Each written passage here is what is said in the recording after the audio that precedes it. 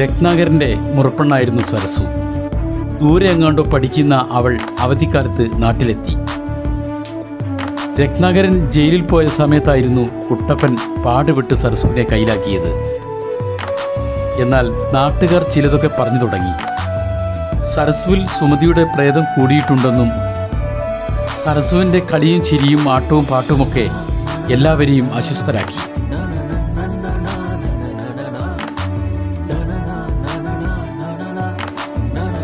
സരസു വന്ന നിമിഷം മുതൽ കുട്ടപ്പൻ വളരെയധികം സന്തോഷവാനായിരുന്നു.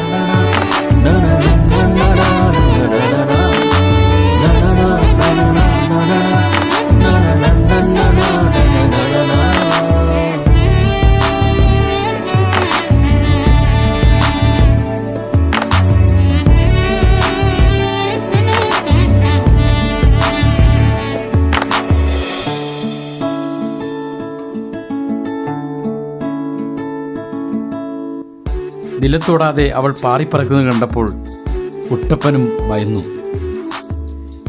രത്നാകരൻ വകവരുത്തിയ സുമതിയുടെ പ്രേതം സരസുവിലേക്കും കൂടി. എന്നാൽ രത്നാകരൻ്റെ വീട്ടിൽ സുമതി നിത്യവും ശല്യക്കാരിയായി മാറി. വേലക്കാരി രാധയിലും സുമതി കൂടിയതായി നാട്ടുകാർ മനസ്സിലാക്കാൻ കഴിഞ്ഞു.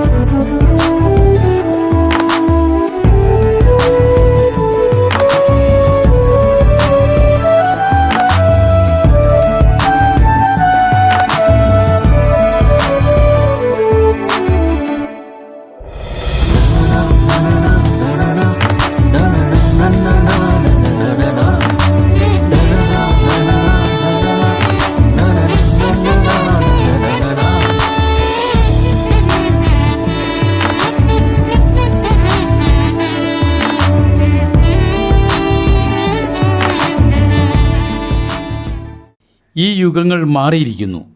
അന്ധവിശ്വാസങ്ങളും അനാചാരങ്ങളും മാറിയ കമ്പ്യൂട്ടർ യുഗം. എന്നിരുന്നാലും ഭൂമിയിൽ എന്തൊക്കെയോ അദൃശ്യ ശക്തികൾ ഉണ്ടെന്നുള്ളത് ഉറപ്പാണ്. കാലം പുരോഗമിച്ചെങ്കിൽ ഈശ്വരൻ ഉണ്ടോ എന്ന് പറയുന്നത് സത്യമോ അസത്യമോ?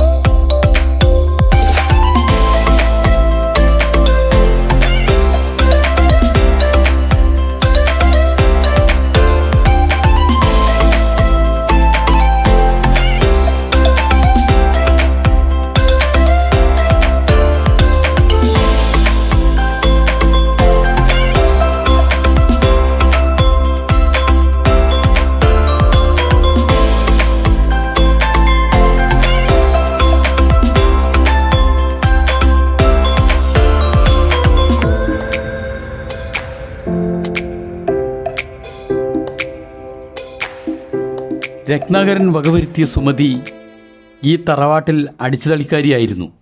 എന്നാൽ വേലക്കാരി രാധയിലും സുമതി കൂടിയതായി നാട്ടുകാർക്ക് മനസ്സിലാക്കാൻ കഴിഞ്ഞു.